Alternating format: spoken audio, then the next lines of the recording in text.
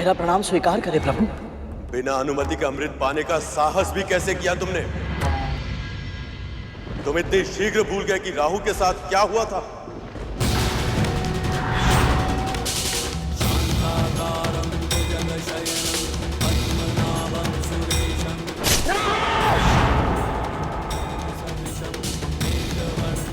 मुझे स्मरण है प्रभु। तब यह भी स्मरण होगा कि मेरी आज्ञा के बिना अमृत पाने का अधिकार संपूर्ण सृष्टि में किसी को नहीं है।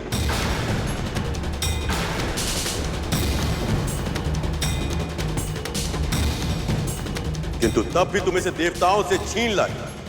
क्यों?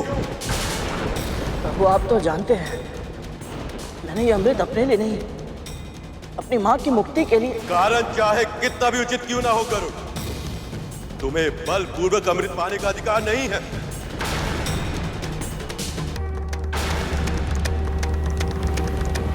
या तो तुम इसे इसी क्षण लौटा दो या परिणाम भोगने के लिए तैयार हो जाओ।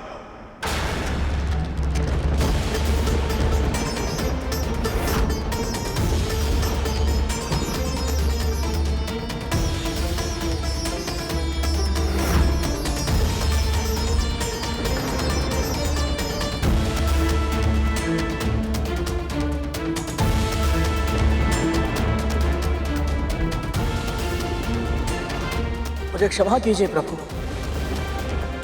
परंतु मैं अमृत नहीं लौटा सकता।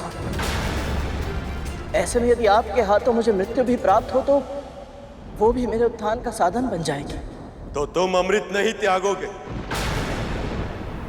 भले ही इसके लिए मेरे साथ युद्ध करना पड़े।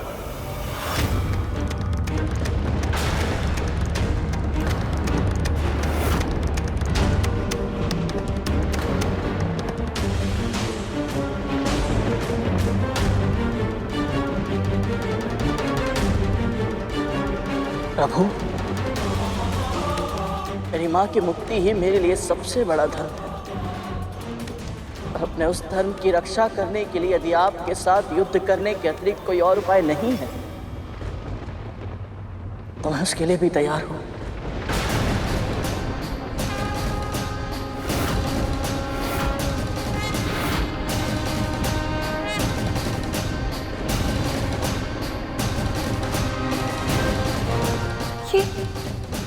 ये कैसा अनर्थ हो रहा है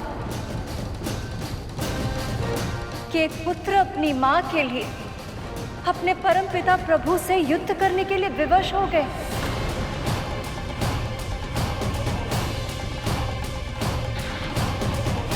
और वो परमपिता उसे समझने और क्षमा करने के स्थान पर उसे दंड देने के लिए तत्पर हो गए।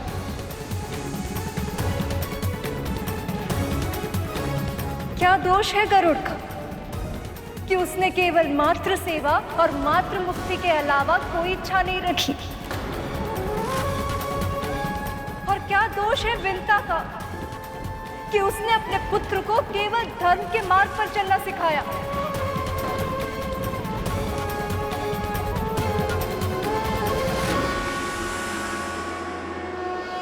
यदि भैया विष्णु से आज गरुड़ का कोई अहित हो गया तो विंता का अपने भगवान से विश्वास उठ जाएगा और फिर केवल भक्ति नहीं भगवान भी हार जाएंगे।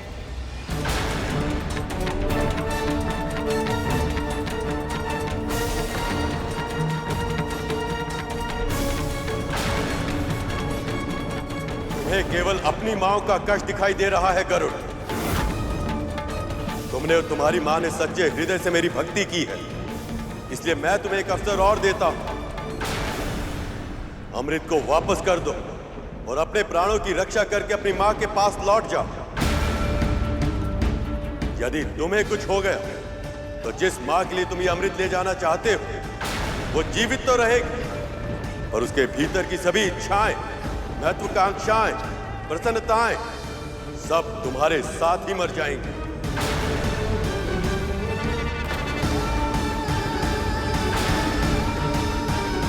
तब उसका पूरा जीवन पत्थर की शिला की तरह बीतेगा। जीवन के हर सुख से हीन, निष्प्राण, निर्विकार, कोई संवेदना नहीं, केवल वेदना होगी उसके मन में, कभी ना समाप्त होने वाली वेदना।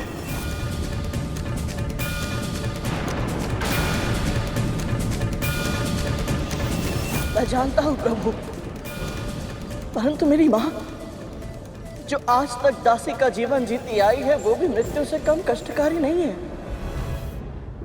उनके मन में अब भी केवल वेदना ही है प्रभु, कभी ना समाप्त होने वाली वेदना।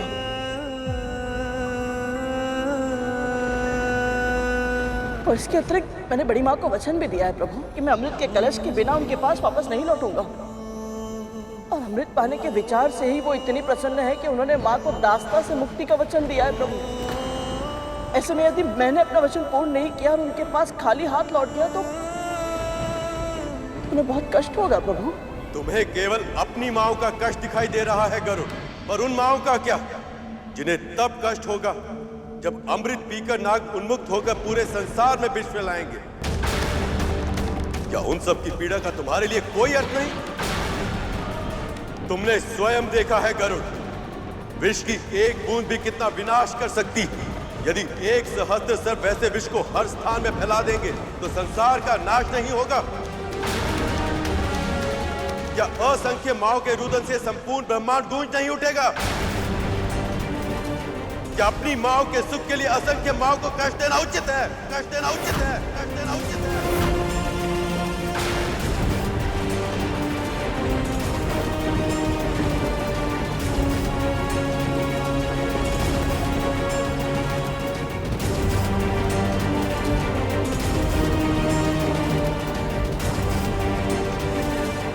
मेरी माँ ने सदैव आपकी भक्ति की है प्रभु,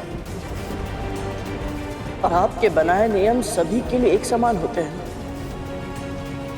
तो फिर मेरी माँ इन नियमों की अपवाद क्यों? मेरी माँ को उनके सुकर्मों के फल क्यों नहीं मिलने चाहिए प्रभु? असंख्य माओं का कष्ट दूर करने के लिए मेरी एक माँ को सदैव कष्ट सहना पड़े, क्या ये उचित होगा प्रभु? निर्दोष होकर भी दास्ता के बंधन में बंध कर रहना पड़े, जीवन भर अपनी ही बहन का अत्याचार सहना पड़े, क्या ये उचित होगा प्रभु?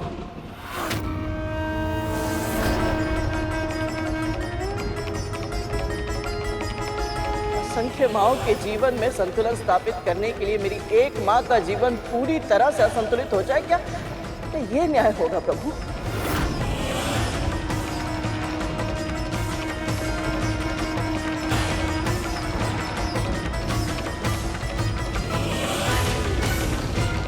यदि अब भी आपको लगता है प्रभु मैं अधर्म कर रहा हूं, तो चलाइए चक्र।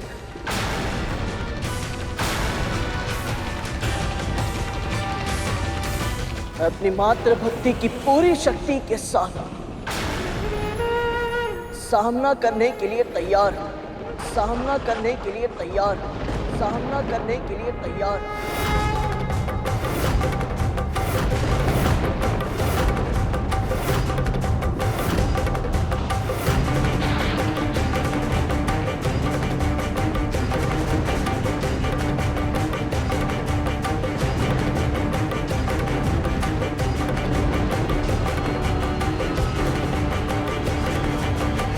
ओम श्री मात्रे नमः। ओम श्री मात्रे नमः। ओम श्री मात्रे नमः।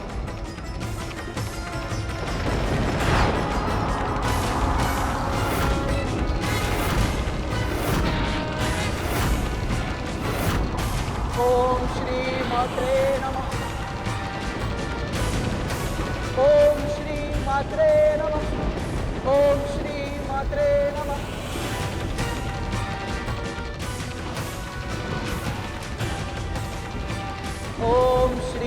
मात्रे नमः।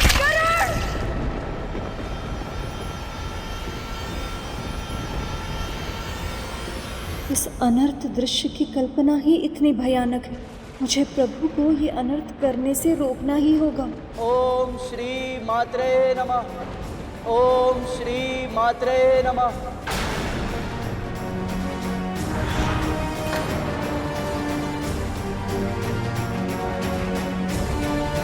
ओम श्री मात्रे नमः। ओम श्री मात्रे नमः।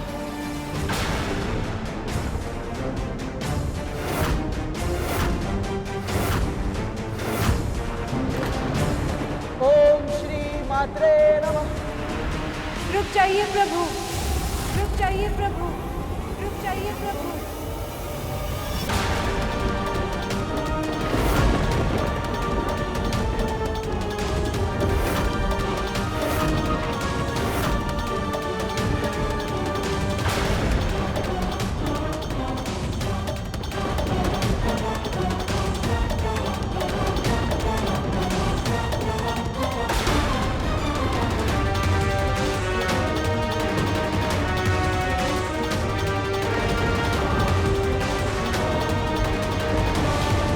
आप ऐसा नहीं कर सकते। देवी, आप हस्तक्षेप मत कीजिए। गरुड़ को सृष्टि का संतुलन नष्ट करने से रोकना होगा मुझे। आप जिस संतुलन की बात कर रहे हैं प्रभु, उसका आधार धर्म है।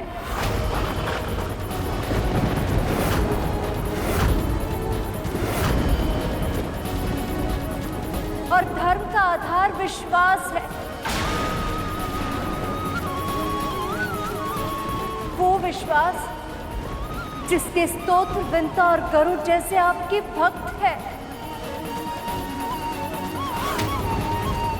वो विश्वास जिसके साथ यदि सेवा की जाए तो प्रभु दत्तात्रेय जैसे कटुभाषी अवतार भी आशीर्वाद दे देते हैं।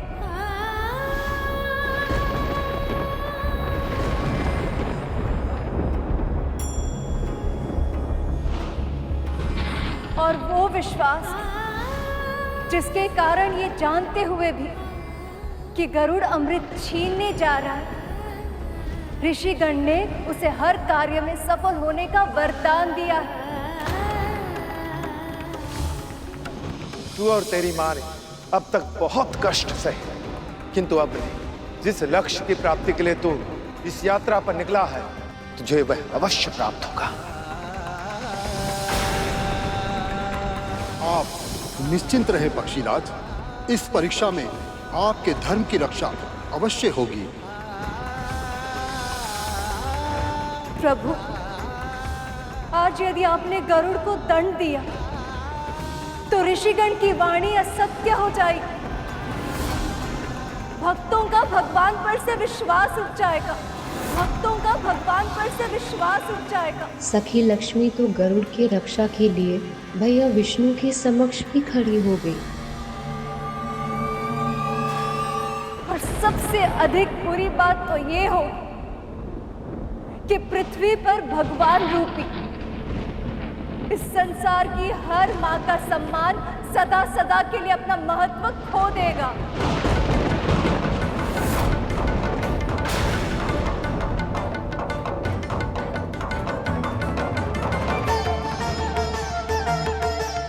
कितना सौभाग्यशाली हूं मैं कि मेरी मां की मुक्ति के लिए स्वयं संसार की मां है।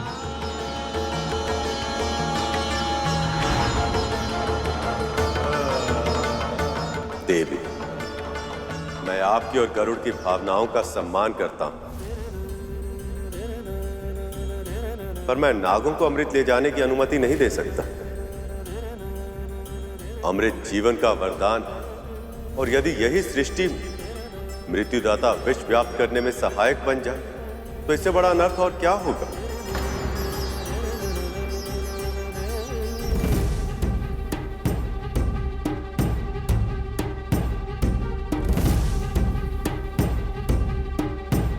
प्रभु, विंता की मुक्ति के लिए कोई उपाय खोजिए ना। कुछ ऐसा कीजिए ना जिससे कि कद्रू को आभास हो जाए कि उसकी मन की हर इच्छा पूरी नहीं हो सकती।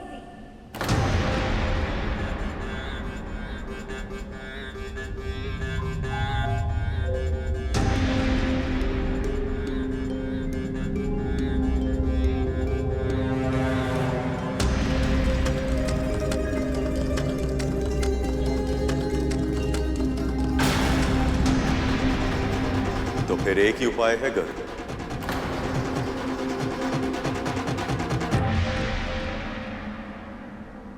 इस अमृत को तुम्हें स्वयं पीना होगा।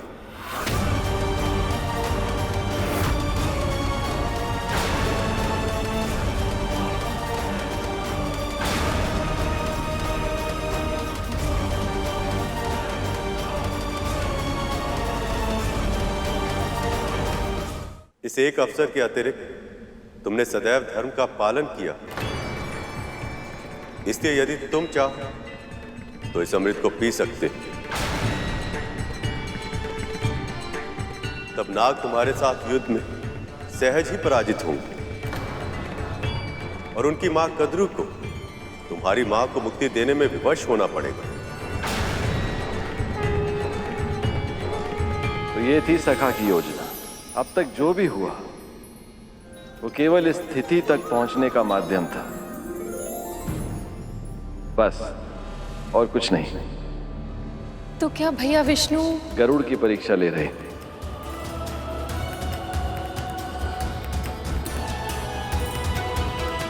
सोच क्या रहे हो गरुड़? यह अमृत ही तुम्हारी हर समस्या का समाधान है। पी लो इसे।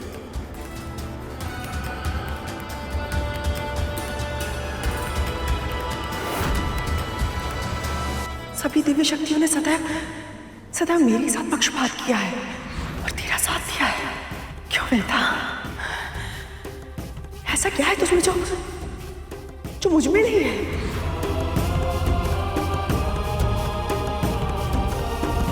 क्षमा कीजिए प्रभु, परंतु मैं अमृत ग्रहण नहीं कर सकता।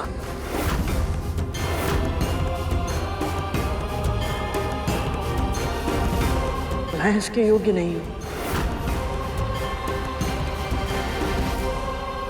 मैंने अमृत अपनी मां की मुक्ति के लिए लिया था, अपने लिए नहीं प्रभु। और सबसे अधिक महत्वपूर्ण तो यह है कि मैं अपनी मां को बल से मुक्ति नहीं दिला सकता। मैं जानता हूं अपनी मां को, वो तब तक मुक्ति स्वीकार नहीं करेंगी जब तक बड़ी मां स्वयं अपनी इच्छा से दास्ता का बंधन तोड़ दे।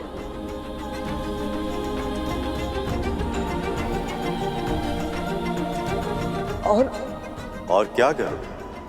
और यदि मैंने अमृत पी लिया, बड़ी मां को बहुत दुख होगा प्रभु।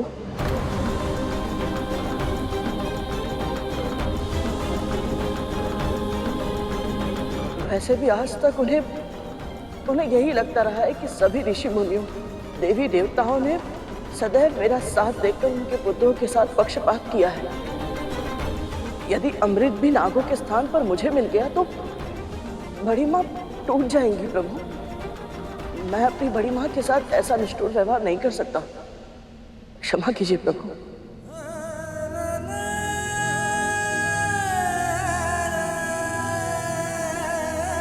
तुम विलक्षण हो गरुड़। तुम्हारे हाथ में अमृत का कलश और स्वयं प्रभु विष्णु ने तुम्हें अमृत पान की आज्ञा दी है, लेकिन तुम्हारे मन में अमृत का तनिक भी मोह नहीं। केवल इतना ही नहीं देवी, इसके मन में उस मां के लिए भी इतना सम्मान जिसने इसकी मां को इतने कष्ट दिए हैं। गरुड़, तुमने मुझे यह विश्वास दिला दिया है कि साम, दाम, दंड, भेद, कोई भी उपाय तुम्हें यह अमृत ले जाने से नहीं रोक सकता। जाओ, ले जाओ इसे।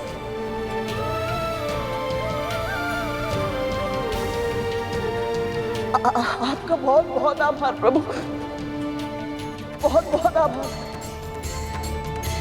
मैं जानता हूं सखा, गरुड़ को अमृत लेकर जाने के पीछे भी आपकी एक योजना है, ताकि गरुड़ की योग्यता की आप एक और परीक्षा ले सकें।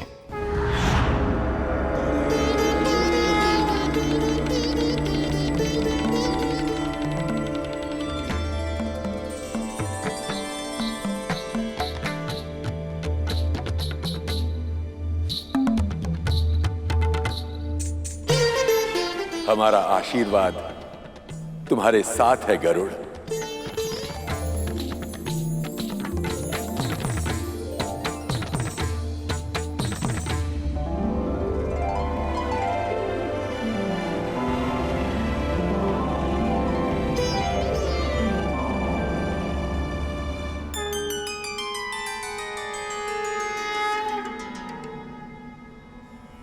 प्रभु की आज्ञा होते हुए भी अमृत को अस्वीकार करके तुमने अभूतपूर्व उदाहरण प्रस्तुत किया है।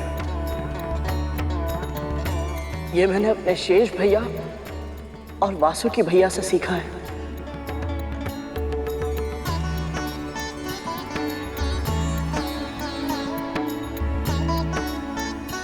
यदि मन में भक्ति हो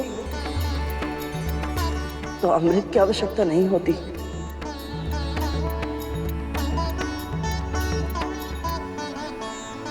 वैसे सखा, आज तो आपने हम सबको आशंकित कर दिया था।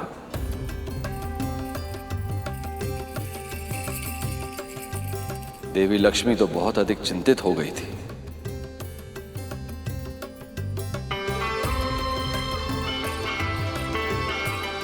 प्रभु, मां, अब मुझे जाने की अनुमति और आशीर्वाद प्रदान करें।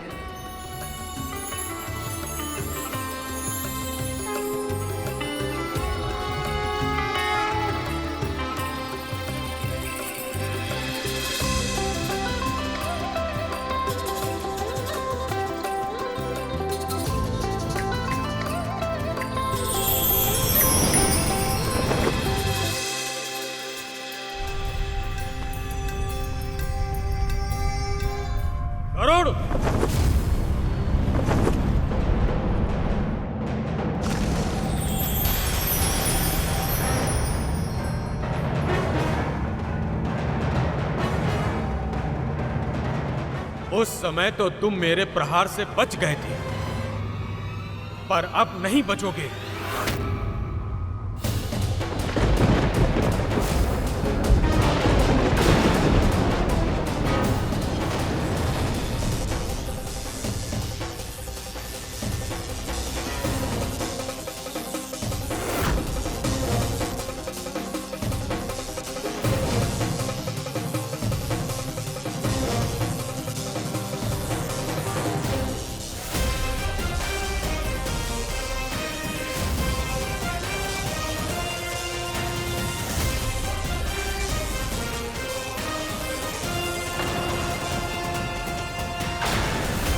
देवराज, आपके इस महान अस्त्र का निर्माण महर्षि दधीचि की उन अस्थियों से हुआ है जो उन्होंने स्वेच्छा से देह त्याग कर आपको प्रदान की थी।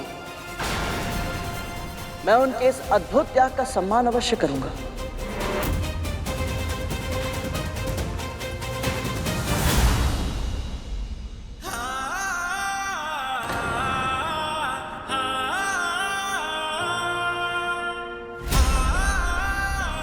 मेरा वज्र इसके पंख तक का कोई अहित नहीं कर पाया।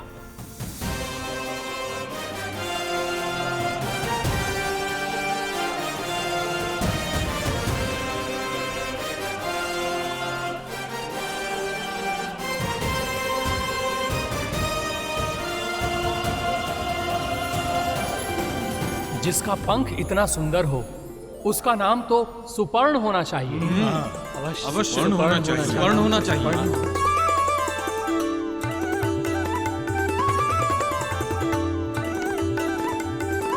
मातृभक्त सुपर्ण की जय। मातृभक्त सुपर्ण की जय। विष्णु भक्त सुपर्ण की जय। मातृभक्त सुपर्ण की जय। विष्णु भक्त सुपर्ण की जय। विष्णु भक्त सुपर्ण की जय। नारायण नारायण। स्वर्ग में बिना आज्ञा प्रवेश किया इसने, सभी देवताओं के साथ युद्ध किया और अब अधिकार ना होते हुए भी अमृत चुराकर भाग रहा है ये, और सभी इसी का पक्ष ले रहे हैं। क्यों सभी गरुड़ का पक्ष ले रहे हैं? क्यों?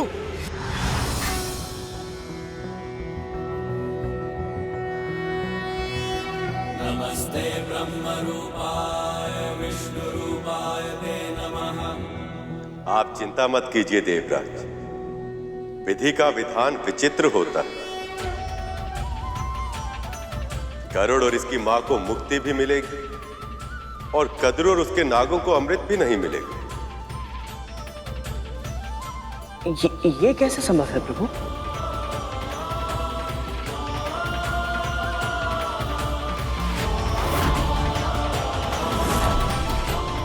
एक बार गरुड़ और देवी विंता को मुक्ति मिल जाए तो आपको क्या करना है देवराज, ये तो आप जानते ही।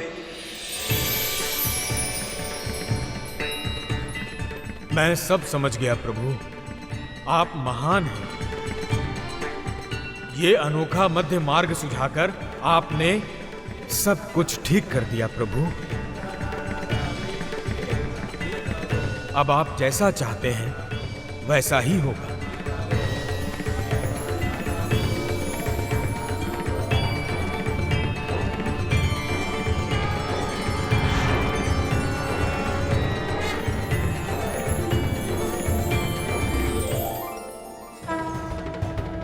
प्रभु के इस योजना के पीछे एक बड़ा मंतव्य छिपा है।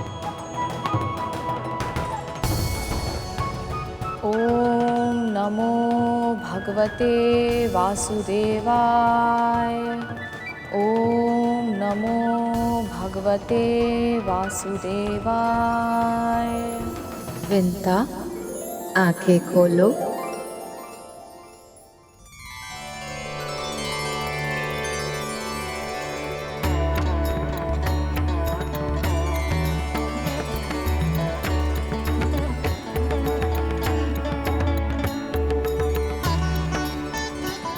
उठो विंता।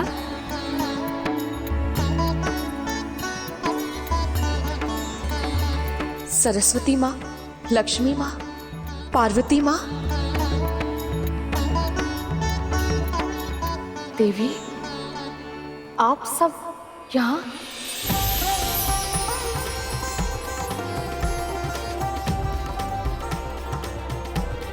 विंता, तुम जिस पल की प्रतीक्षा कर रही थी वो पल आ गया है।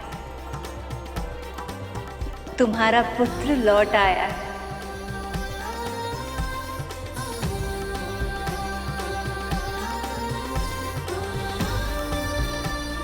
और देखो उसके हाथों में क्या है।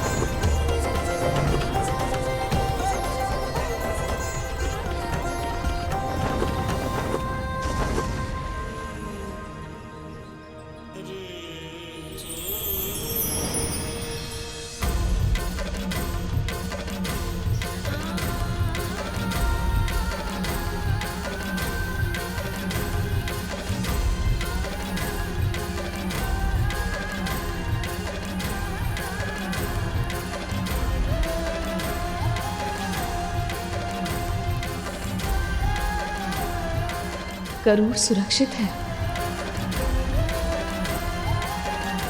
विंता, देखा तुमने? तुम्हारा पुत्र अमृत ले आया है। वही अमृत जो तुम्हारी मुक्ति का साधन है। आज तुम और तुम्हारा पुत्र दोनों दासत्व से सदा के लिए मुक्त हो जाएंगे।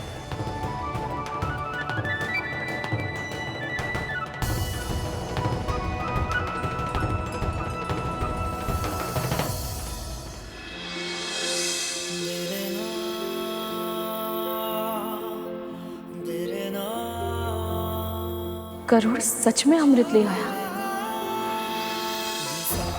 असंभव को संभव बना दिया मेरे पुत्र ने।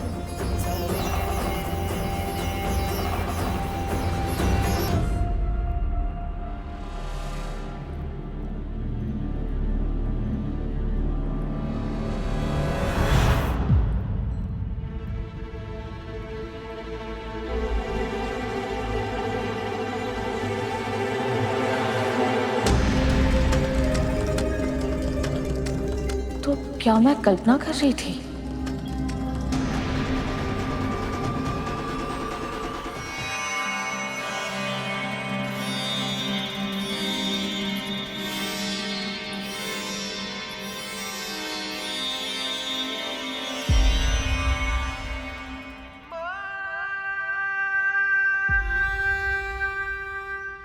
सागर सी तू अपार है माँ, ये जीवन तेरा उपकार है माँ। तेरे आंचल के कोने में मेरा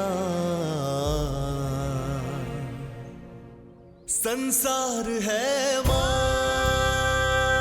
गरुड़, माँ,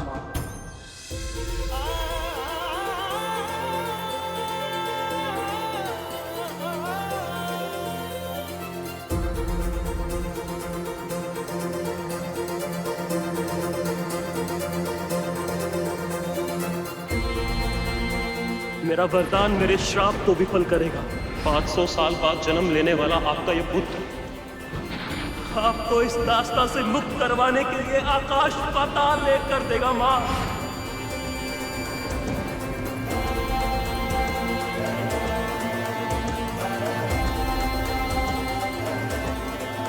आपको दास्ता की बेड़ियों से मुक्त कराने के लिए मुझे कुछ भी क्यों ना करना पड़े, कोई भी मूल्य क्यों ना चुकाना पड़े,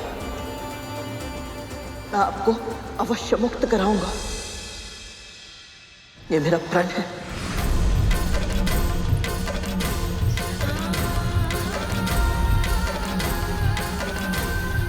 जिस पल तू मेरे नेत्रों के समक्ष बिता कर रखेगा, बस उसी पल तुझे और तेरी मां को भी दास्ता के बंधन से सदैव सदैव के लिए मुक्त कर दूंगी मैं। आप मेरी मां हैं और आप ही मेरा धन है। आपसे अधिक महत्वपूर्ण और कुछ नहीं। आपकी मुक्ति के लिए मैं अमृत तो क्या, पूरे संसार को बड़ी मां के चरणों में लाकर रखने के लिए तैयार है। तो भी प्रभु विष्णु तुझे अमृत नागों को सौंपने कभी नहीं देंगे। और ऐसे में यदि वही तेरे सामने आ गए तो आपके लिए मैं उनसे भी टकरा जाऊंगा। मेरे लिए मेरी मां की मुक्ति ही सबसे पहला धर्म है।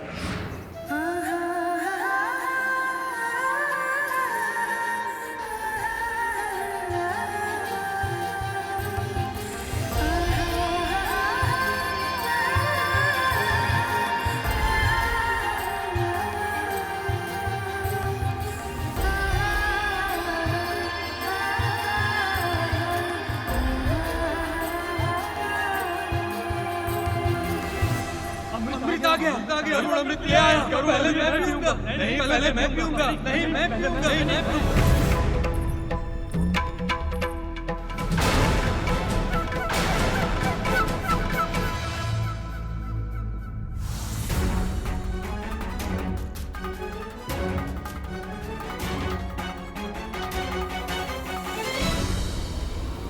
हे प्रभु, कहीं आपकी योजना विफल ना हो जाए। मुझे आपकी योजना पूर्ण करने की शक्ति दीजिए प्रभु, अन्यथा यदि नागों को अमृत मिल गया तो संसार का अंत निश्चित है प्रभु।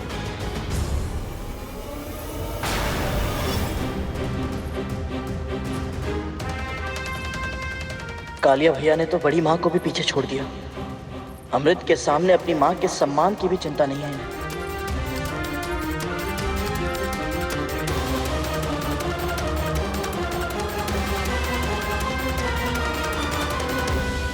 अमृत,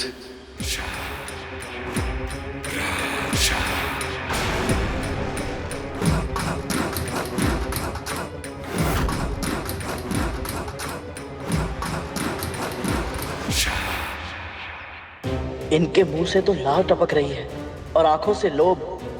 ये सब तो मेरी कल्पना से भी अधिक तुच्छ है।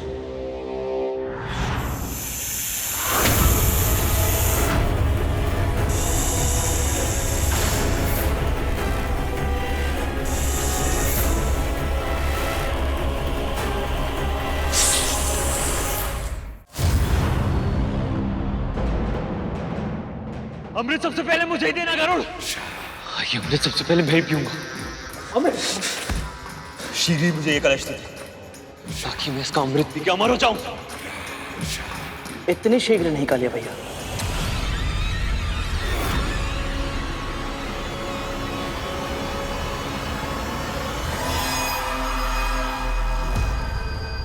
बड़ी माँ,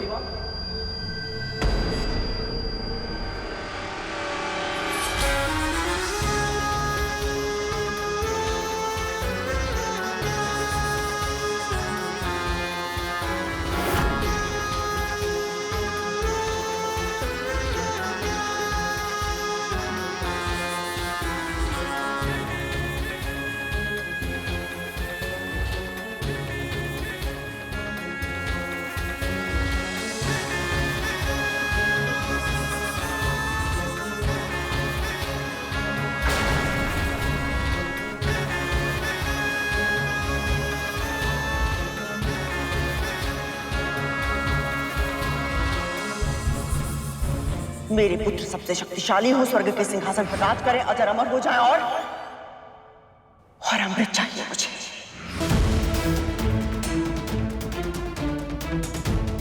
जिस पल तू मेरे नेत्रों के समक्ष अमृत लाकर रखेगा, बस उसी पल तुझे और तेरी मां को अपनी दास्ता के बंधन से सदैव सदैव के लिए मुक्त कर दूंगी मैं।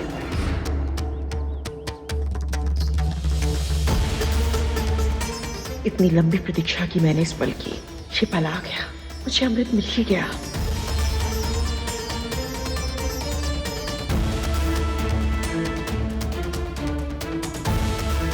शर्त के अनुसार मैं अमृत ले आया बड़ी।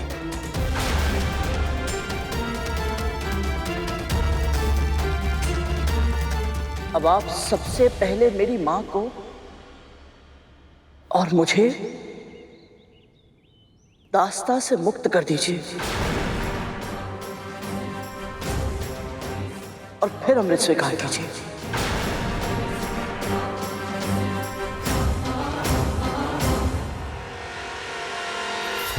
मैं और मेरे पुत्र अमर तो हो जाएंगे, किंतु ये विंता मेरी दास्ता से और गरुड़ मेरे नियंत्रण से मुक्त हो जाएगा।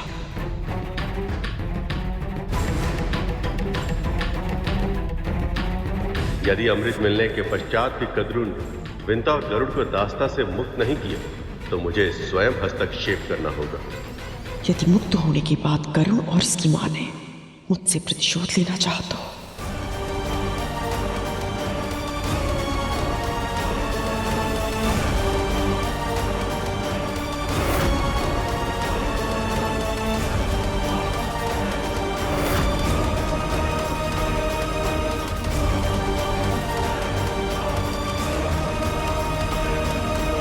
ये क्या हो गया है मां को? शिव जी ने एक यज्ञ के फलस्वरूप मुझे ये माला दी थी। इसे जो धारण करेगा उसे ऐसी प्रतापी संतान प्राप्त होगी जिसके नाम और यश की कीर्ति समस्त ब्रह्मांड में फैलेगी। भगवान विष्णु के प्रताप से होने वाली आपकी संतान का वर्चस्व संपूर्ण आकाश में स्थापित होगा। महाबुद्धिमान, महाबलवान, आकाश का इंद्र कहलाएगा वो, आकाश का इंद्र कहलाएगा वो। उसका जन्म महान उद्देश्यों के लिए हुआ है और उसमें से सबसे बड़ा उद्देश्य है उसकी मां को दास्तां से मुक्त कराना। जो बीज आज आप बोएंगी कल वही वृक्ष बनेगा और अभी भी समय है देवी कद्रू, देवी विंता और उनके पुत्र को कष्ट देने का पाप मत कीजिए।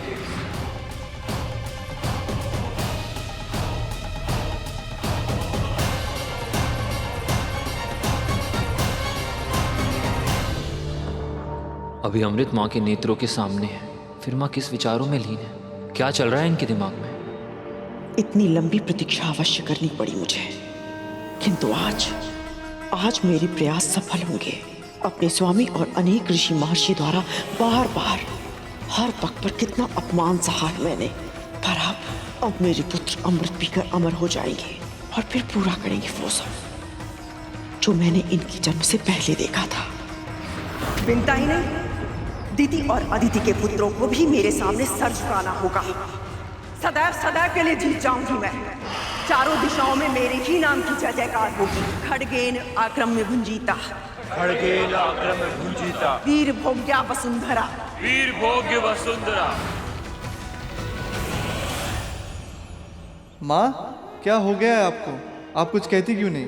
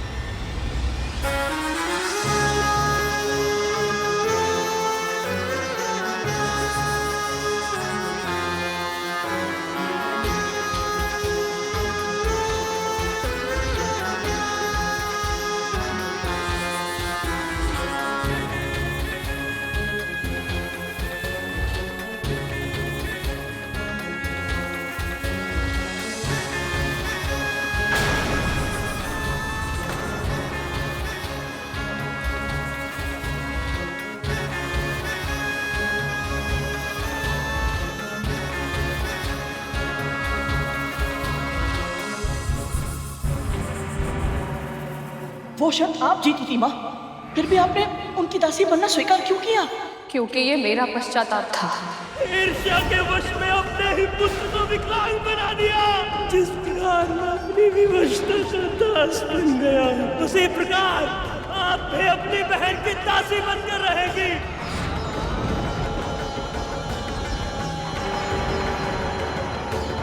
तेरी माँ अपने प्राण त्याग देगी, पर अपना धर्म कभी नहीं त्यागेगी और ना ही अपना वचन तोड़ेगी।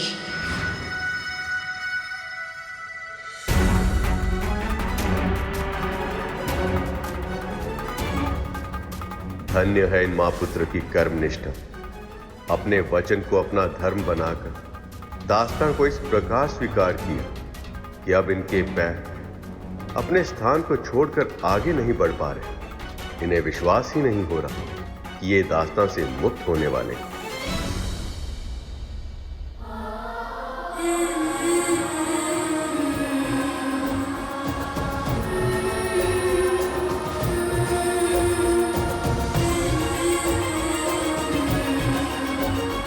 माँ को ये विश्वास ही नहीं हो रहा है कि ये दास्ता से मुक्त हो रही है।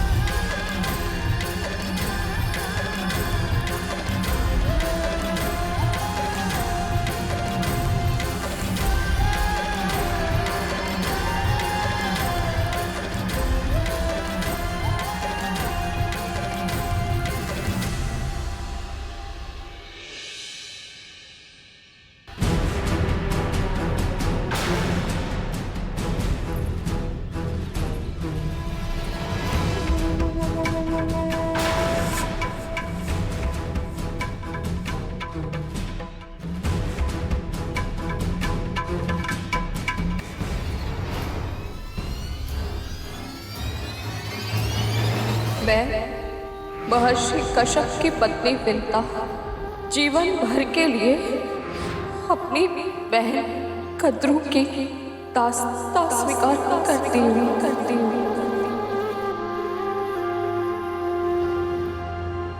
अपने और अपने पुत्र के मस्तिष्क से ये भ्रम बाहर निकालकर फेंक देना कि तुम दोनों को मेरी दास्तां से मुक्ति मिलेगी।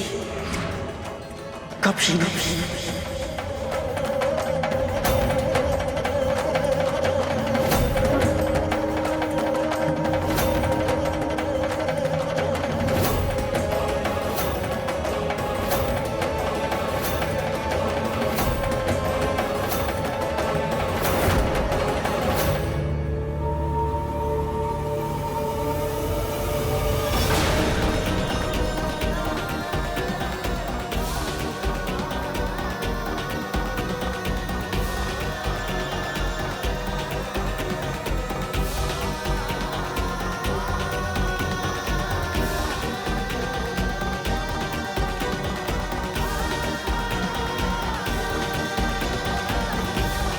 प्रभु विष्णु तुझे अमृत नागों को सौंपने कभी नहीं देंगे, और ऐसे में यदि वही तेरे सामने आ गए तो आपके लिए मैं उनसे भी टकरा जाऊंगा माँ। मेरे लिए मेरी माँ की मुक्ति ही सबसे पहला धर्म है।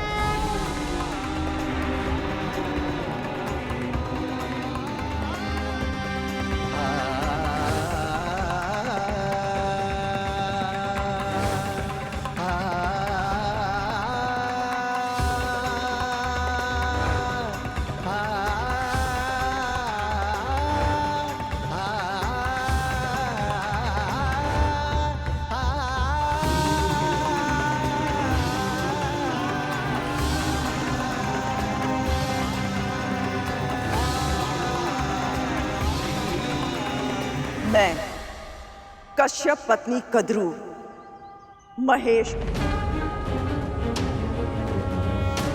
ब्रह्मा विष्णु पंचतत्व जल वायु अग्नि आकाश और पृथ्वी को अन्य सभी देवी देवताओं को साक्षी मानकर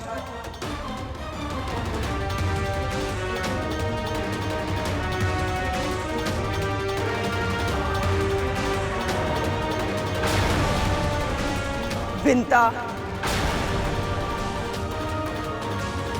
और उसके पुत्र गरुड़ को अपनी दासता के बंधन से मुक्त करती हूँ। अपनी दासता के बंधन से मुक्त करती हूँ। अपनी दासता के बंधन से मुक्त करती हूँ। अपनी दासता के बंधन से मुक्त करती हूँ।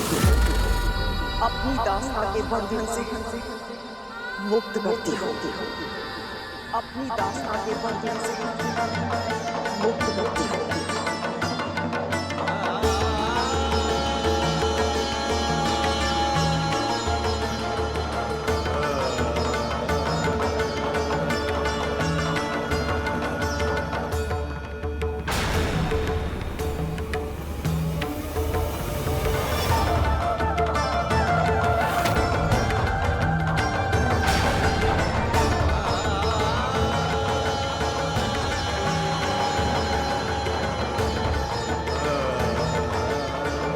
ऐसा लग रहा है जैसे हम देवताओं पर मनुष्यता का ऋण था जो आज उतर पाया है।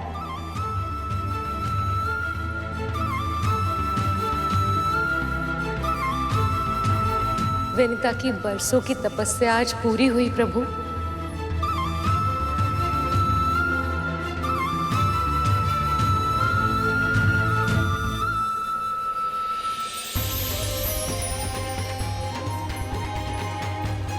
सभी देवी देवताओं, सभी ऋषि मुनियों, मेरी वंदना स्वीकार करें। आज आप सबके आशीर्वाद से ही ये प्रसंग दातित हो गया है। ये तो इन दोनों की नियति थी। आप दोनों ने ऐसे पुत्र की कामना की थी जो विश्व में मातृ पितृ भक्त के नाम से जाना जाए, और आपके आराध्य प्रभु विष्णु ने ये सारी लीला इसीलिए रची ताकि संसार की सारी संतानों के लिए गरुड़ एक उदाहरण बन सके।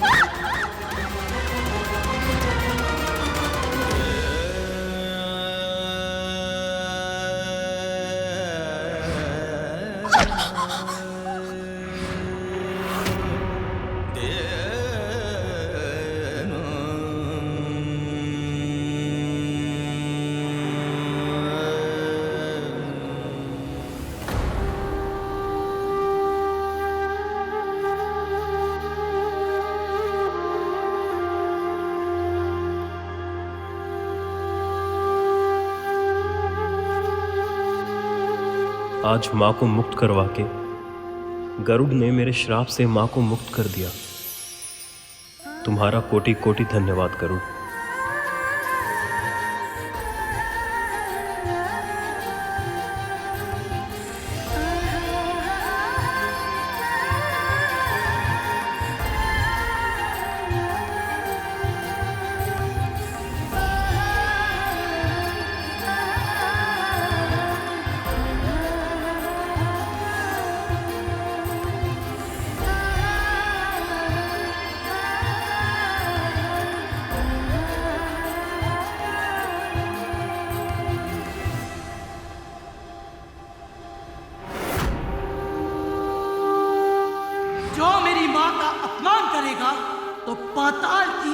इन गहराइयां भी तुम सबको मुझसे बचा नहीं पाएगी। अब मेरे पुत्र अमर हो जाएंगे। अब हमें इस गरुड़ से या इन्हें मिले वरदानों से कोई भय नहीं होगा।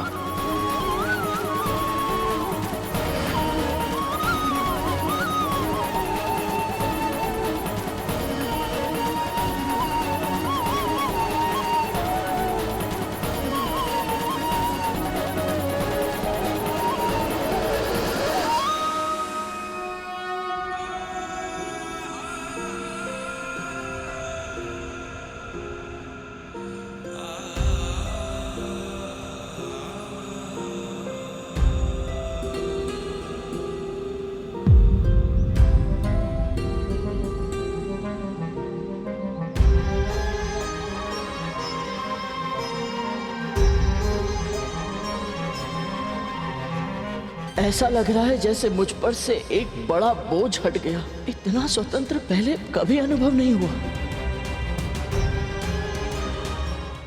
आपने अपना वचन पूरा किया। आपका बहुत बहुत आभार, बहुत बहुत धन्यवाद।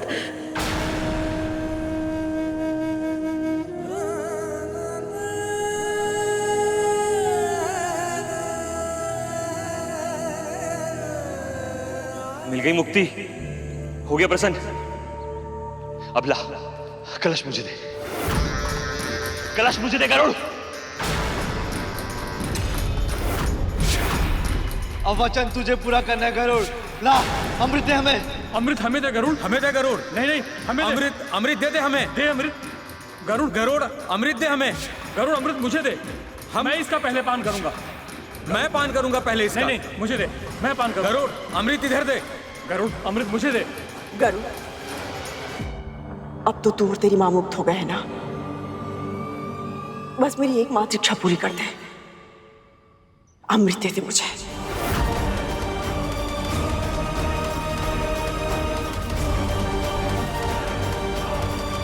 स्मरण करो गरुड़, कद्रू ने तुमसे क्या कहा था? जिस पल तू मेरे नेत्रों के समक्ष अमृत लाकर रखेगा, बस उसी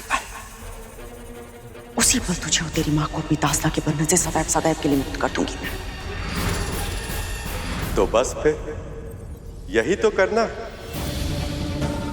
अमृत को ले जाकर कद्रू के सामने रख दो और स्वयं को और अपनी मां को मुक्ति दिला दो। एक बार गरुड़ और देवी विंता को मुक्ति मिल जाए तो आपको क्या करना है देवराज, ये तो आप जानते ही। मां, खुशा के घास की चटाई चाहिए होगी।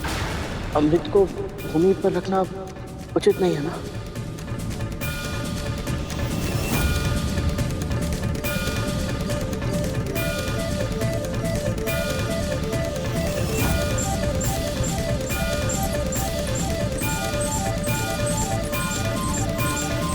एक बार तुम दोनों मुक्त हो जाओ, फिर अमृत को उन नागों के सामने रख देना। पर इससे पहले कि वो अमृत को छू भी पाए, तुम उन सभी को शौच शुद्धि के लिए भेज देना।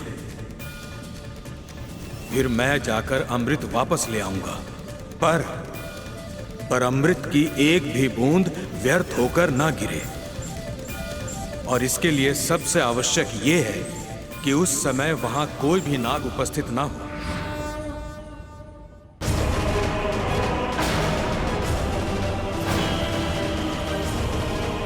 आपने ये तो बता दिया इंद्रदेव कि क्या करना है, परंतु कैसे करना है ये नहीं बताया। बड़ी माँ और ये सभी नाग अमृत के लिए बहुत आतुर हैं।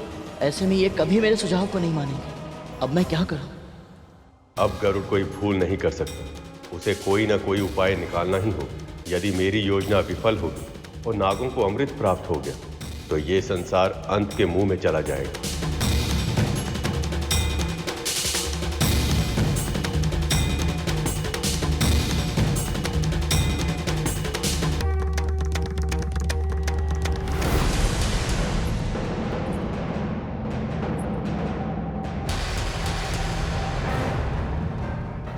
क्या करने का प्रयत्न कर रहा है?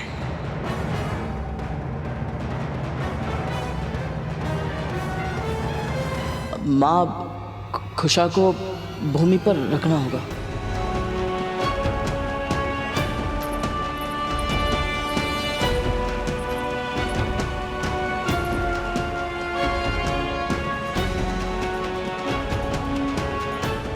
गरुड़ अपने अंश से नागों को रोकने का अच्छा प्रयास कर रहा है। बस वो प्रभु की योजना को पूर्ण करने में सफल हो जाए।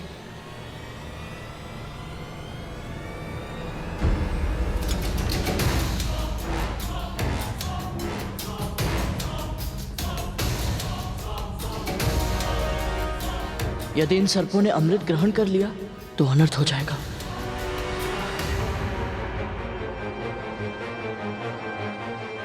इनकी इतनी महत्वाकांक्षा है कि अमर होने के पश्चात ये सारे लोक पर आक्रमण कर उन पर शासन करेंगे। कैसे रोकूं इन्हें?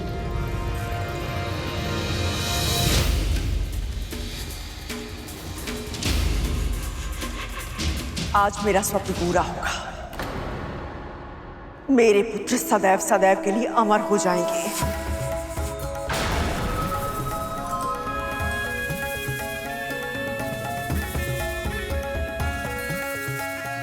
रुक जाइए, रुक जाइए।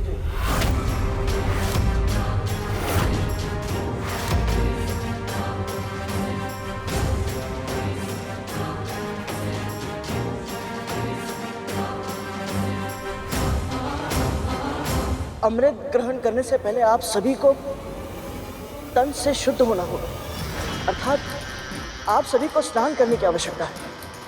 तन शुद्ध हो तो किसी भी शुद्ध वस्तु का प्रभाव अधिक होता है। किंतु स्नान ना करने से अमृत का प्रभाव समाप्त तो नहीं हो जाएगा ना गरुड़? तो फिर विलंब क्यों करेंगे? अस्वच्छ तन से छुओगे तो अमृत का प्रभाव समाप्त नहीं होगा, परंतु पाप अवश्य मिलेगा, है ना मां?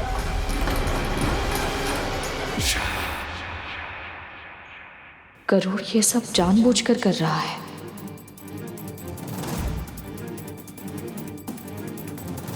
जब भगवान का प्रसाद बिना स्नान किए छुआ नहीं जाता, तो अमृत तो विश्व का सबसे बड़ा प्रसाद है।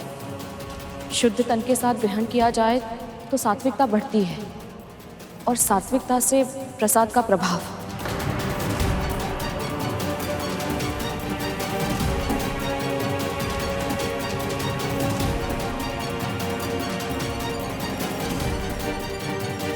विंता सही कह रही है।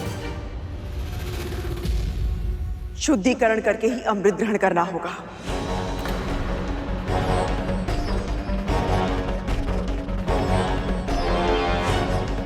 जाओ, स्नान करके आओ। स्नान करना ही है तो सबसे पहले स्नान मैं करूंगा। पहले हम स्नान करेंगे। शीघ्र चल सकते।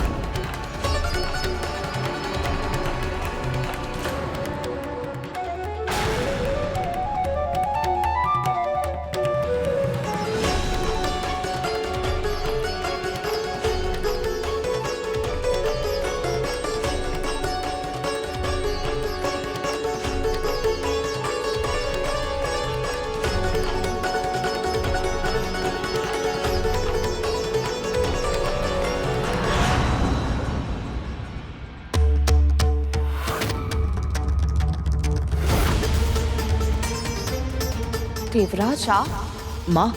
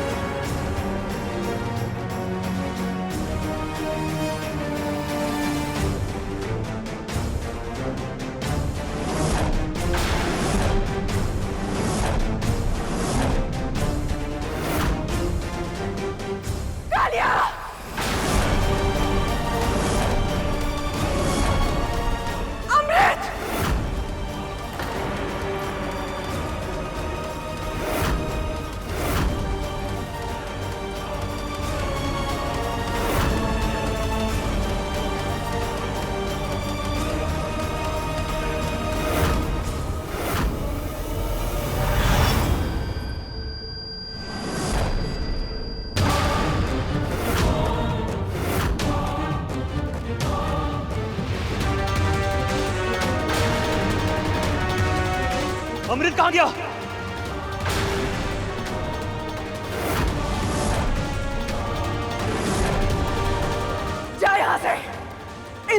अमृत लेकर आ मेरा। क्षमा कीजिए बड़ी माँ, परंतु आपकी आज्ञा का पालन मैं नहीं कर सकता।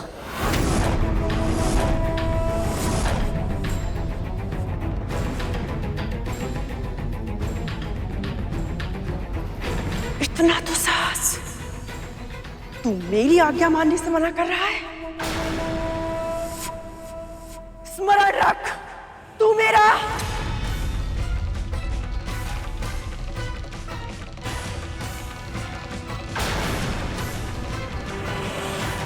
इसने हमारे साथ छल किया है माँ। तू आज मैं ऐसे दंड दे के रहूंगा।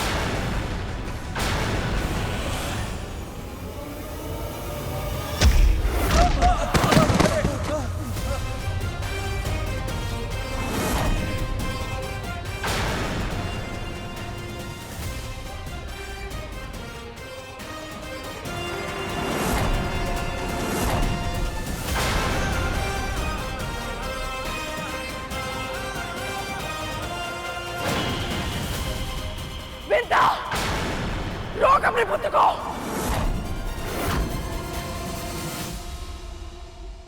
नहीं दीदी, आज इसके हाथों को अपने आदेश की बेड़ियों से नहीं जकड़ूंगी मैं, क्योंकि आज ये युद्ध धर्म के लिए कर रहा है।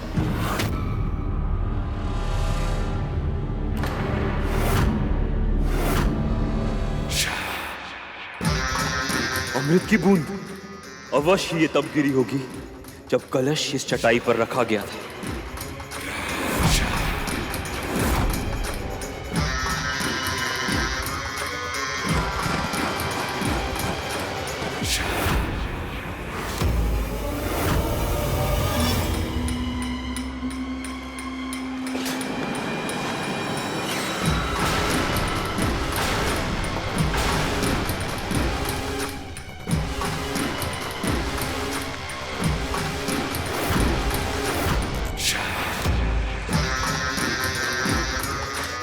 इस धरती के सबसे विशाले प्राणी, मेरे महाबलशाली पुत्र गरुड़ से युद्ध करने के स्थान पर धूल चाट रहे हैं।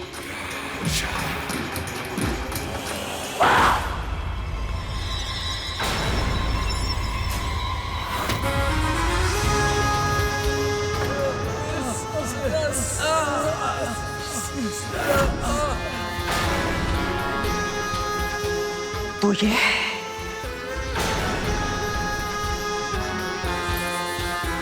तुम दोनों के छल की वास्तविकता, तेरा सत्य। इतने समय तक तुम मुझसे स्वांग रचती रही कि जब तक मैं तुझे अपनी इच्छा से मुक्त नहीं करूंगी तब तक तू मेरी दासी बनी रहेगी। किंतु आज अपने पुत्र के माध्यम से तूने मेरे साथ छल किया।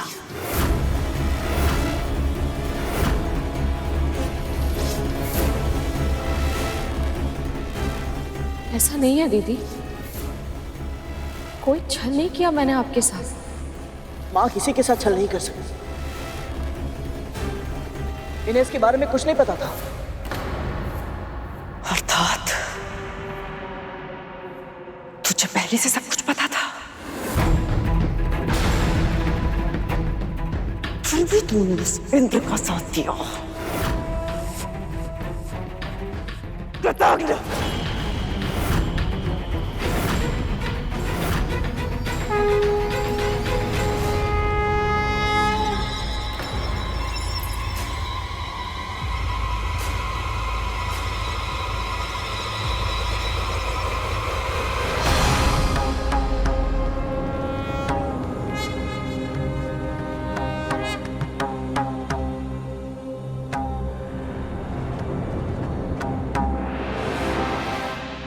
मेरे भक्तों को पीड़ा पहुंचाने का विचार भी तुम्हारे मन में कैसे आया कद्रू?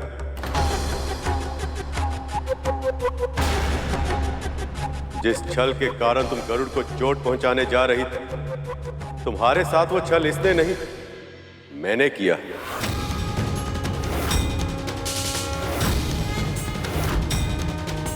जैसे तुमने मेरी भक्त देवी विंता के साथ छल करके उन्हें अपनी दासी बनाया था, वैसे ही मैंने भी लीला करके इन्हें मुक्त करवाया। सोचा कि जब तुम अपनी नीति का प्रयोग अपने ऊपर होता हुआ देखोगे तो ये समझ पाओगे कि तुमने इन दोनों के साथ कितना अनुचित व्यवहार किया था।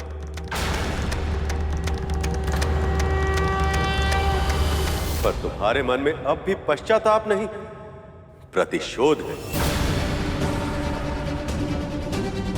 तुम्हें क्या लगता है कद्रू, यदि कोई वस्तु तुम्हें मैं ना था तो क्या तुम उसे अनाधिकार ले पाओगे? सत्य तो ये है कद्रू कि तुम और तुम्हारे पुत्र अमृत की एक बूंद तो क्या उसकी आभा के भी योग्य नहीं।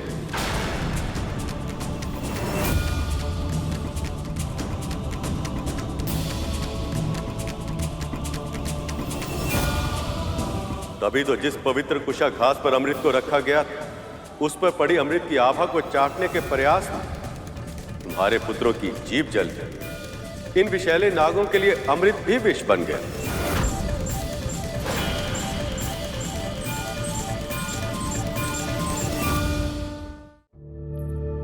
नहीं प्रभु, मेरे पापों का दंड मेरे पुत्रों को मत दीजिए, इनकी पीड़ा को समाप्त कर दीजिए।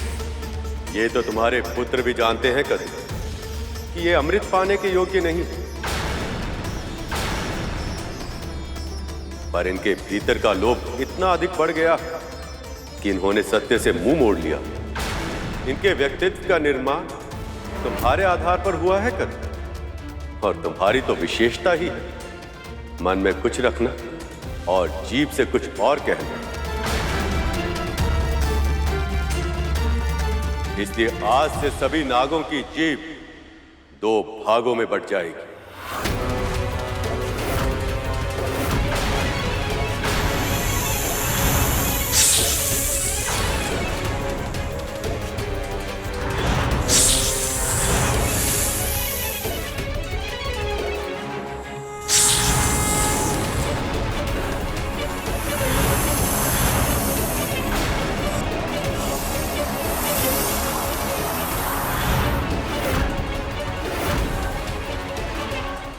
शेष,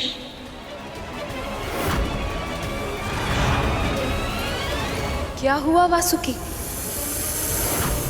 तुम्हारी जीव विभाजित हो गई। ये कैसे संभव है? यह तो स्वाभाविक ही है माँ।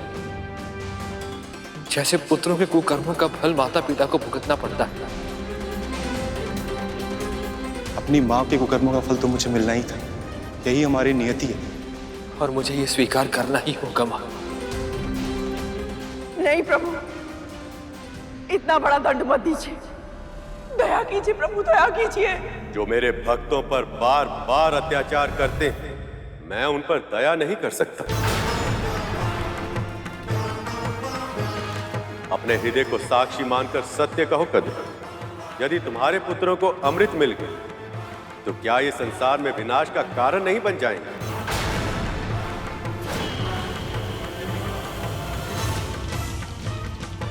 क्या ये अपने विष से अकारण ही प्राणियों की हत्या कर संसार का संतुलन नहीं बिगाड़ेंगे?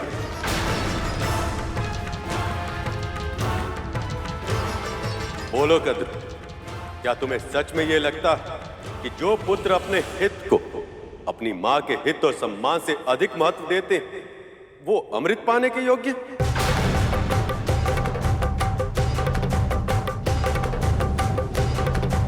यदि नागों को अमृत मिल जाता और असुर अमृत छीनने के लिए नागों पर धावा बोल देते, तो क्या तुम्हारे पुत्र अमृत की रक्षा कर पाते?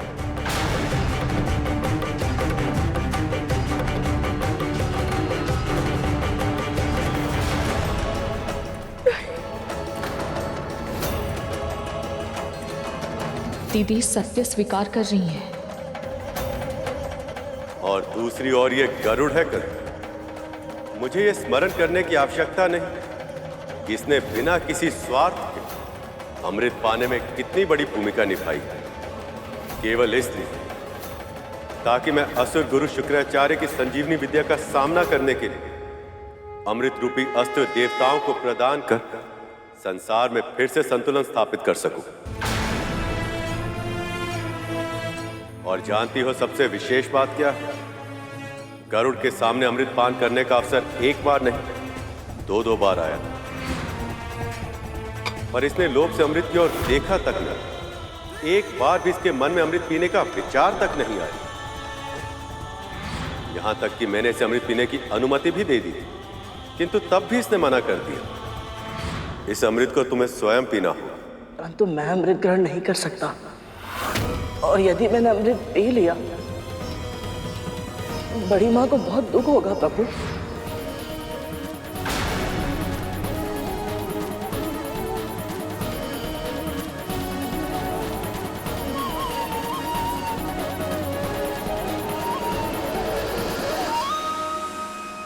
अब ये सब जानकर तुम ही बताओ कद्रू, यहां उपस्थित सभी प्राणियों में ऐसा कौन है जो अमृत पीने के लिए इससे भी अधिक योग्य है?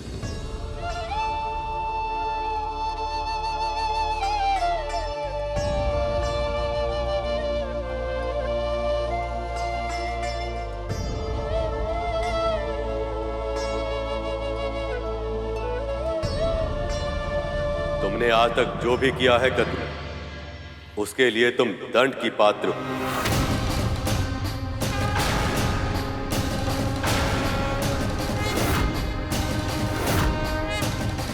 देवी विंता ने सदैव अपनी प्रार्थनाओं तुम्हारी और तुम्हारी संतानों की भलाई की विनती की, और इसी कारण से मैंने आज तक तुम्हें दंड नहीं दिया। पर जब तुमने गरुड़ को देवी विंता की मुक्ति के लिए अमृत लाने के लिए विवश किया, उसी समय तुम मेरे निर्णय के विरुद्ध चली गई। अमृत पाने के लिए तुमने जो पाप किया है कद्रू, उससे तुम्हारे पापों का कलश भर चुका है। और अब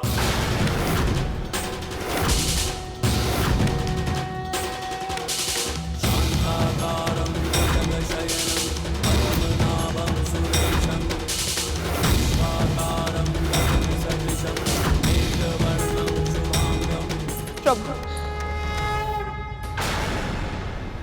आपकी और माँ की कृपा से मुझे और मेरे पुत्र को मुक्ति तो मिल गई है, पर अपनी बहन और उनकी संतानों को दुखी देखकर मैं सुख से कैसे रह पाऊंगी?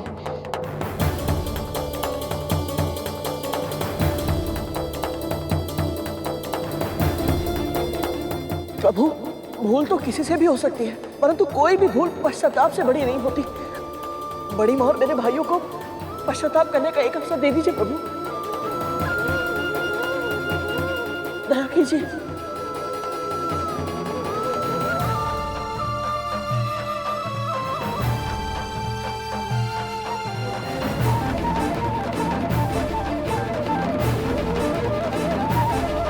न क्रोध, न प्रतिशोध, न बहिष्कार, न तिरस्कार। अद्भुत है ये दोनों माँ पुत्र।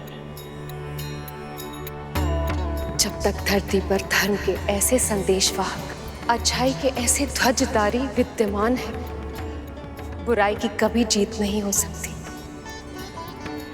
आज गरुड़ और विंता केवल कद्रू की दास्ता से नहीं, आक्रोश और द्वेष से भी मुक्त हो गए। तुम दोनों का हृदय गंगा की तरह निर्मल, भक्ति अतुलनीय और विश्वास अटल है। इसलिए मैं तुम दोनों की प्रार्थना स्वीकार करता हूं।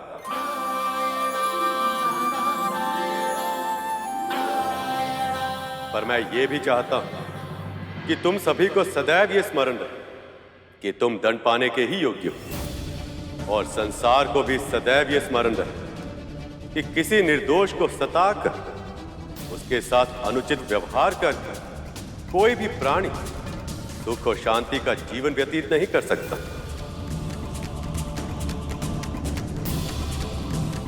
आज नहीं तो कल अपने कर्मों का परिणाम भोगना ही पड़ता है। इसलिए आज गरुड़ जैसे मांसाहारी पक्षियों के लिए नाग भी स्वाभाविक आहार होगा।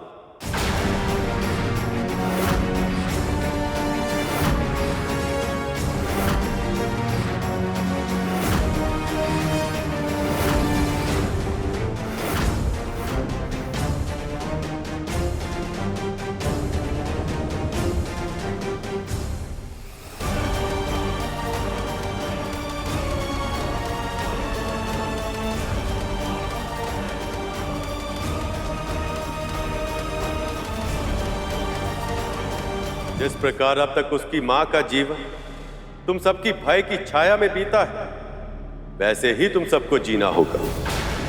जैसे ये आज तक तुम्हारी दया पर निर्भर रहे, वैसे ही अब तुम सभी को इनकी दया पर निर्भर रहना होगा।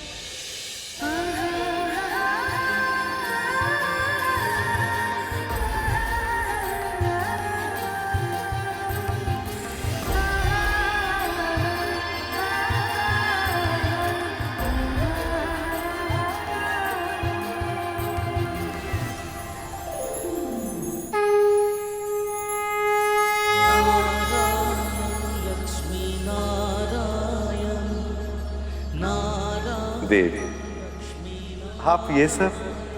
ये तो मैं आपका आभार व्यक्त कर रही हूँ प्रभु।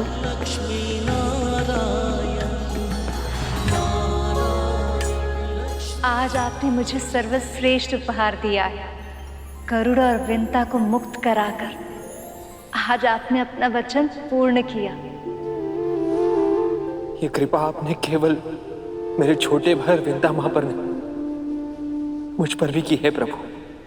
शेषनाग, बताओ, मन में इच्छा क्या है? गरुड़ और विमाता विंता का भी उद्धार हो जाए। आपका कोटि कोटि धन्यवाद। देव, शेष, इसमें मैंने कुछ नहीं किया। ये सब देवी विंता की श्रद्धा और धैर्य का परिणाम है, और उसमें सहायक बना गरुड़ का विवेक और साहस। स्वामी, अब तो वो मुक्त हो गए। आप गरुड़ को अपना वाहन बना लीजिए ना।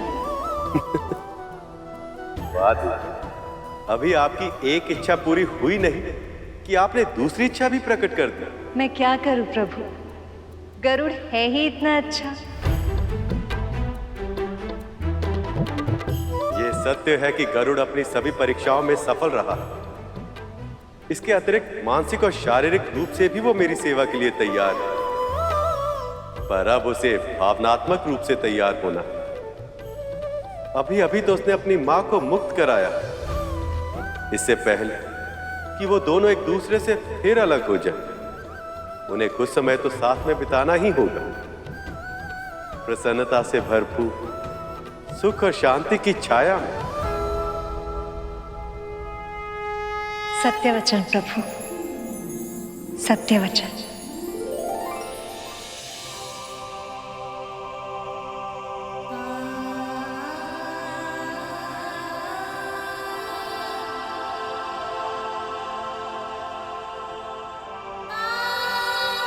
इस कुटिया के कण कण में कितनी स्मृतियां घुली हुई है ना मां, और उन सब में सबसे सुखद स्मृति है भगवान दत्तात्रेय की। दासत्व का जो दंश तुझे दिन प्रतिदिन दसता है, अब तुझे उस दासत्व से मुक्ति मिल जाएगी। उन्होंने यहाँ आना स्वीकार किया। कितने दिन इसी कुटिया में बिताए उन्होंने, और यही हमें वरदान भी दिया। और उनका वरदान फलीभूत हो गया। अब हम स्वतंत्र हैं मां।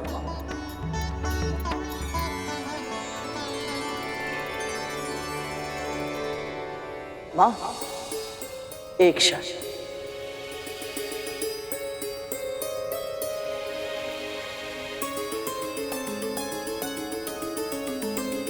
माता लक्ष्मी की ओर से ये उपहार आपके लिए मां।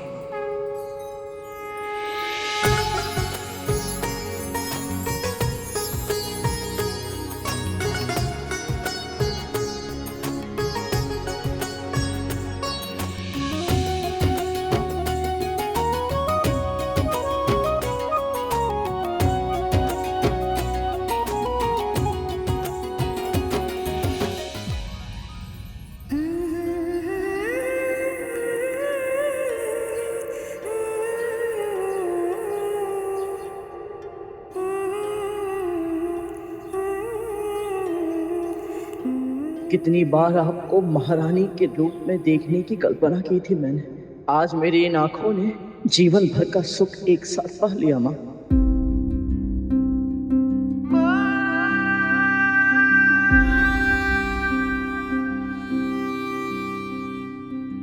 सागर सी तू अपार है माँ, ये जीवन तेरा उपकार है माँ। तेरे आंचल के कोने में मेरा संसार है माँ,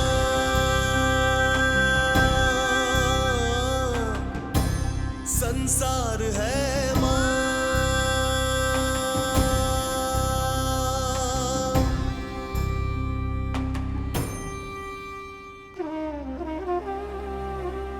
पुचकार तेरी शीतल जल सी, तेरी थपकी है मीठे फल सी। मुझे घाव कभी लग जाए तो उपचार है माँ, उपचार है माँ। तेरे आंचल के कोने में मेरा संसार है माँ,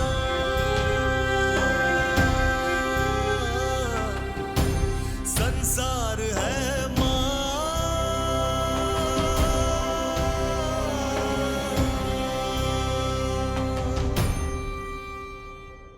अब समय आ गया है अपने उस घर लौटने का जिस पर तुम दोनों का अधिकार है।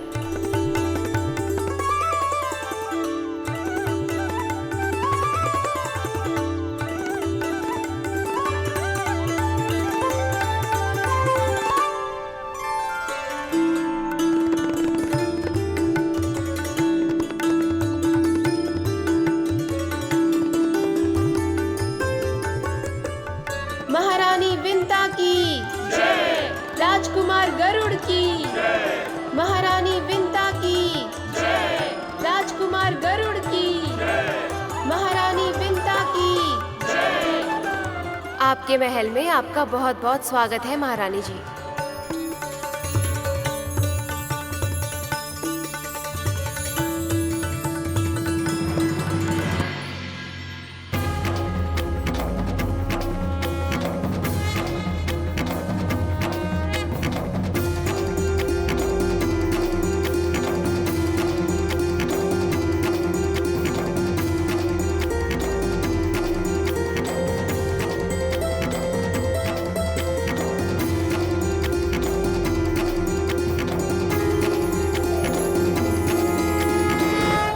जो भी परिवार अपने बहू का गृह प्रवेश इन सब संस्कारों के साथ करेगा, मैं स्वयं उस स्त्री के भीतर स्थिर निवास करके उसे गृह लक्ष्मी बनाऊं।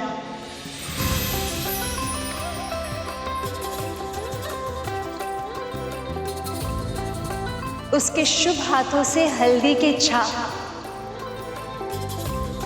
उस घर के कष्ट और रोगों को मुक्त करेंगे।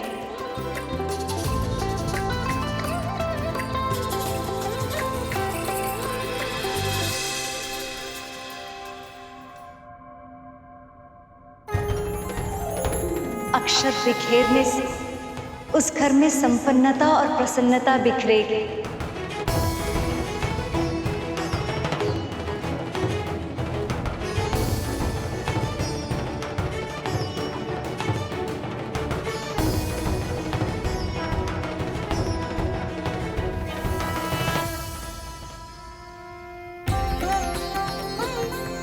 और आलते से रंगे हुए उसके पच्चे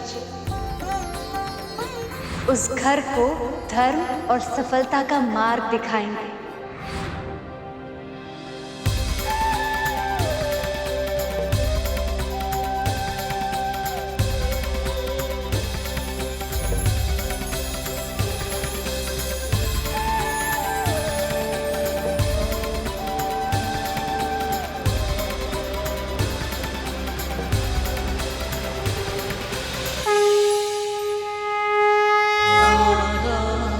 लक्ष्मी नारायण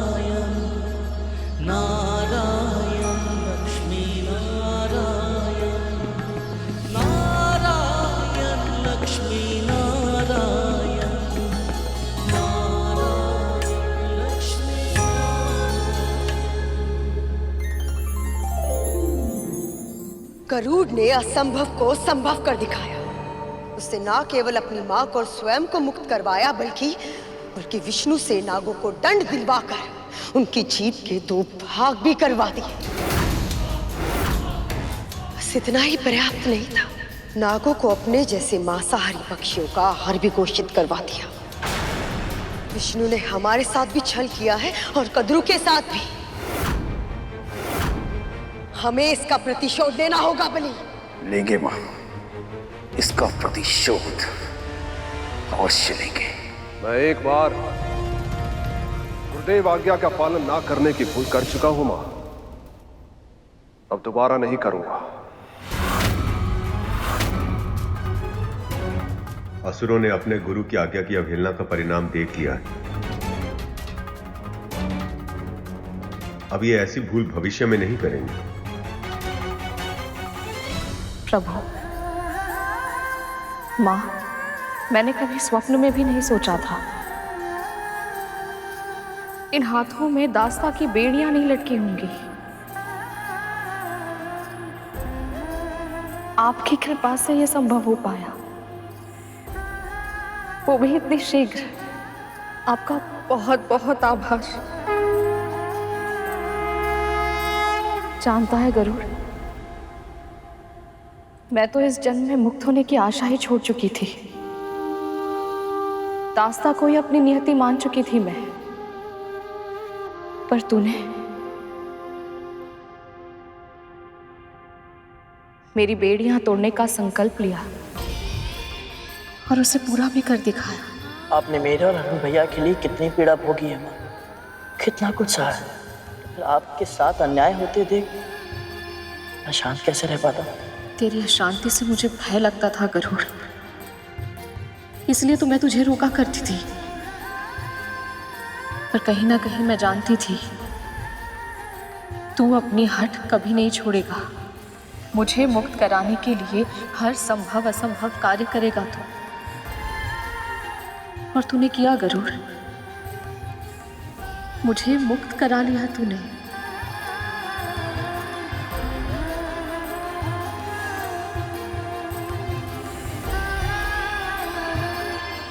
मैंने कुछ नहीं किया है। सब प्रभु विष्णु की इच्छा से ही हुआ। मैं तो केवल माध्यम बना, और सत्य तो ये है कि ये सब आपकी तपस्या का फल है माँ।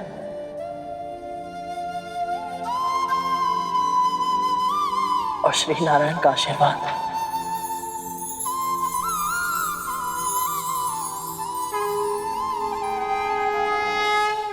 इससे कोई अंतर नहीं पड़ता कि नागों या अन्य प्राणियों के साथ क्या हुआ। मेरे लिए असुरों का हित सबसे अधिक महत्वपूर्ण है, इसलिए मैं बस गुरुदेव शुक्राचार्य की आज्ञा का पालन करूंगा। गुरु पर श्रद्धा ही सफलता की पहली सीढ़ी होती है महाराज। यदि आप मेरे सुझावों का पालन ऐसी ही श्रद्धा और दृढ़ता से करते रहे तो आपको न केवल अमृत प्राप्त होगा, इसके अतिरिक्त और भी बहुत कुछ प्राप्त होगा आपको।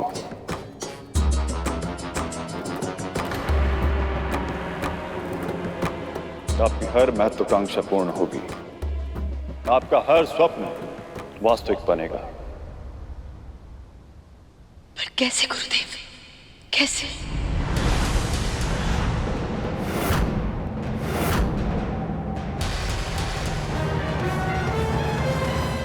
इस प्रसन्नता के अवसर पर भी तुझे स्मरण है कि जो हुआ है वो मेरे प्रभु की इच्छा और कृपा से ही हुआ है। मुझे तुझ पर और तेरी विनम्रता पर गर्व है गरुड़।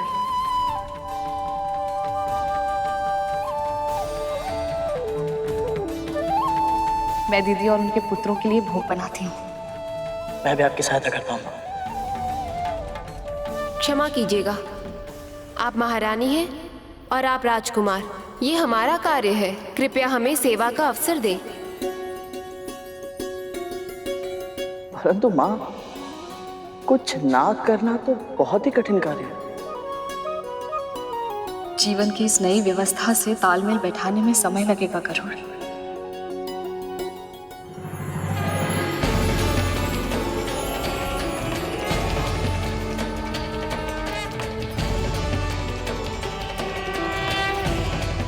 ये कैसी ध्वनि है?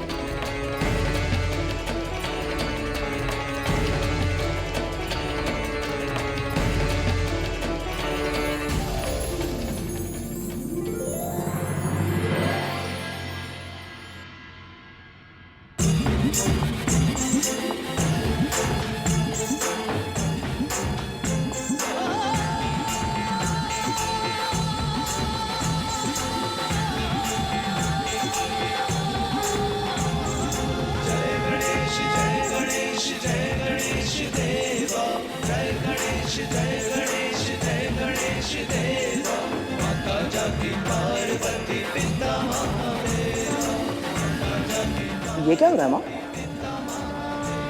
अब गणेश चतुर्थी आरंभ हो गई है गरुड़। ये सब भगवान गणेश को अपने घर लेकर जा रहे हैं।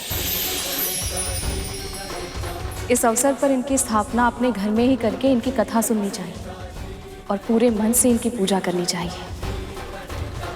माँ, अभी अभी हमें दास्ता से मुक्ति मिली है, हमारे सभी विघ्नों का नाश हुआ है, तो क्यों ना हम भी विघ्न विनाशक गणेश की पूजा करें?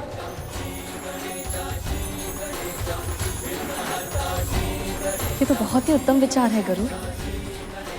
हमारे नए जीवन के लिए इससे उत्तम आरंभ और क्या हो सकता है। हम ऐसा ही करेंगे पुत्र। विघ्न विनाशक, लंबोदर, वक्रतुंड, गजानन महाराज गणेश की पूजा हम अवश्य करेंगे।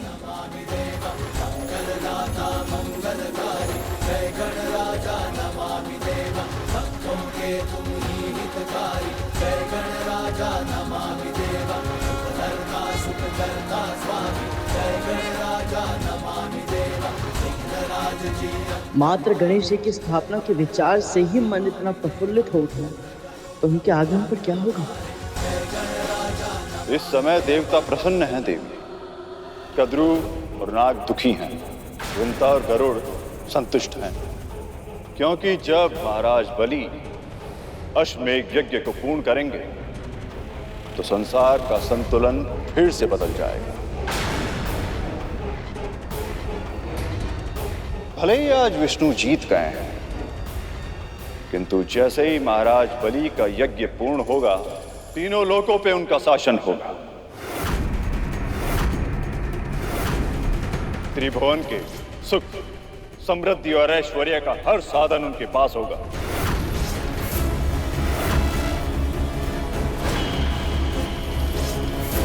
यहां तक कि अमृत भी।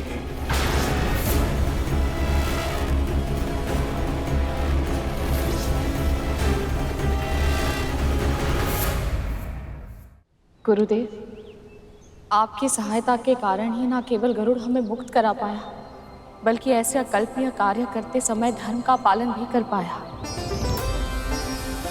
हम तो केवल माध्यम हैं देवी। जो होता है प्रभु विष्णु की इच्छा से ही होता है। हमने केवल इसकी कुंडलिनी को जागृत किया है देव, पर धर्म के पालन के लिए आवश्यक संस्कार वो तो इसे आपने ही दिए। इसीलिए तो कहते हैं कि हर शिशु की पहली गुरु उसकी मां ही होती है।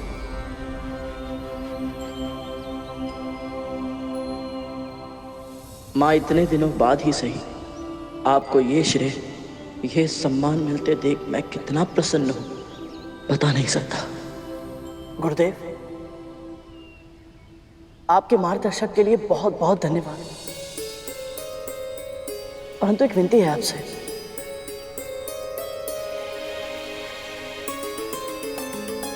कैसी विनती करूं? हमारे मन में गणेश चतुर्थी का उत्सव मनाने की बहुत इच्छा है, और हम सोच रहे हैं कि यदि आप दोनों इस पूजा के लिए पुरोहित कर्म करना स्वीकार कर लें तो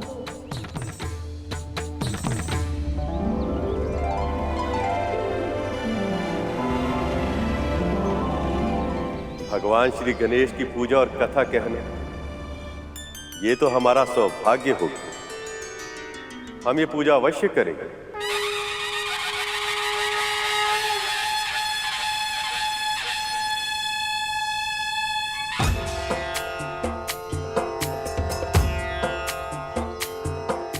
पक्षीराज गरुड़ के साहस भरे कारनामे देखने के लिए चैनल को सब्सक्राइब करें और साथ ही बेल आइकॉन दबाना न भूलें।